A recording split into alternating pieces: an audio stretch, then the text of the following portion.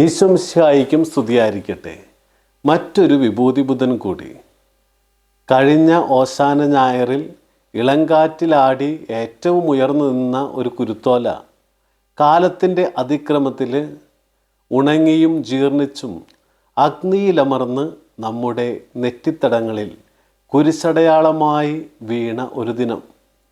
ഇന്നിൻ്റെ അവസാന മണിക്കൂറുകളിൽ തെക്കൻ കാറ്റിൽ അലിഞ്ഞോ വെള്ളത്തിൽ അലിഞ്ഞോ ഭൂമിയുമായി കൂടിക്കലരുക എന്നത് ഈ വിഭൂതിയുടെ നിയോഗം.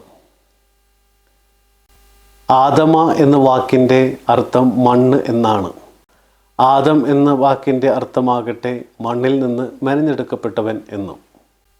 ഇന്ന് നെറ്റിത്തടത്തിൽ പുരോഹിതൻ കുരിശടയാളം വരച്ചപ്പോൾ പറഞ്ഞ വാക്ക്, മനുഷ്യ നീ മണ്ണാകുന്നു, മണ്ണിലേക്ക് തന്നെ മടങ്ങും.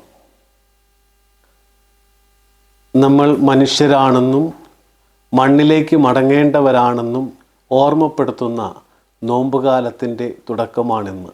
ഈ നോമ്പുകാലത്ത് കൃപാഭവൻ TV നിങ്ങളുടെ മുൻപിൽ കൊണ്ടുവരുന്ന ഈ ആത്മീയ യാത്രയിൽ ആദ്യത്തെ 14 ദിവസം കുരിശിൻ്റെ വഴിയുടെ 14 സ്ഥലങ്ങളിലെ ധ്യാനമാണ് നടത്തുക. അതിലൂടെ നമുക്ക് മനസ്സിലാകുന്ന നമ്മുടെ ഹൃദയത്തിൻ്റെ അടിത്തട്ടിൽ അടിഞ്ഞുകൂടി കിടക്കുന്ന മൂലപാപങ്ങളെ 7 ദിവസങ്ങളിലായിട്ട് നമ്മൾ ചിന്തിക്കും.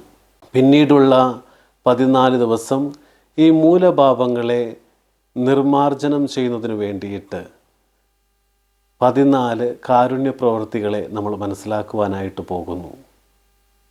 ഈ കാരുണ്യ പ്രവർത്തികളിലൂടെ നമ്മിൽ ഉടലെടുക്കുന്ന മൂലപാപങ്ങൾക്ക് എതിരായ 7 പുണ്യങ്ങൾ പിന്നീടുള്ള 7 ദിവസങ്ങളിൽ നമ്മൾ ധ്യാനിക്കുന്നു.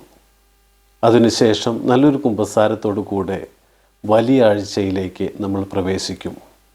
പ്രിയമുള്ളവരെ, ഈ നോമ്പിൻ്റെ നോവിലേക്ക് ഏവർക്കും സ്വാഗതം.